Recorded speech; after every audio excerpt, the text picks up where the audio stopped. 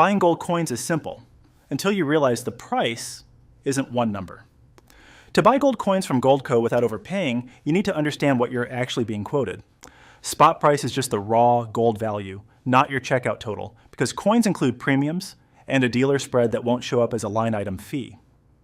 You also don't have to buy bars. Coins are common for beginners. Payment can be cash or retirement money.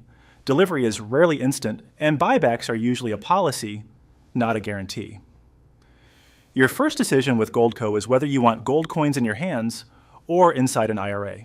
If you buy for personal possession, you can choose almost any coin, store it yourself, and you're done. An IRA purchase is different.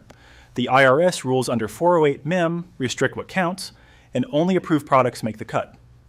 Your rollover has to come from a qualifying account, IRA funding limits still apply, and ongoing custodian and storage fees can run a few $100s per year. For most beginners, the safest starting point is simple bullion coins, not special collectibles.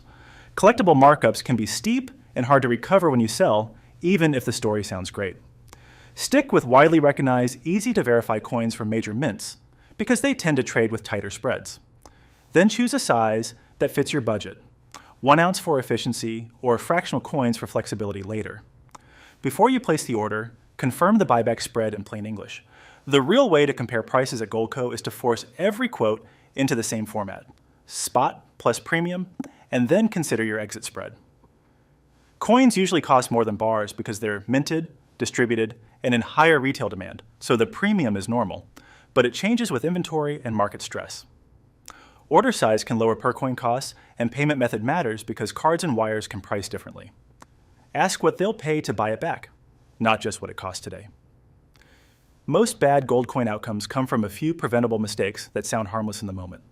The big one is overpaying for exclusive coins, then discovering the bid-ask spread makes it hard to break even. Protect yourself by requesting an all-in price sheet that shows what you pay per coin and what you could realistically sell for. If you're using an IRA, don't buy non-eligible gold and don't assume home storage is allowed.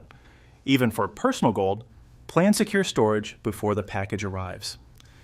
If you only remember one thing, remember this: the spread is real money, even when it's not listed as a fee. The smart investor matches you to providers based on your goals and investment size, then shows the real dollar cost difference over time. Free, takes about 3 minutes, and the link's in the description.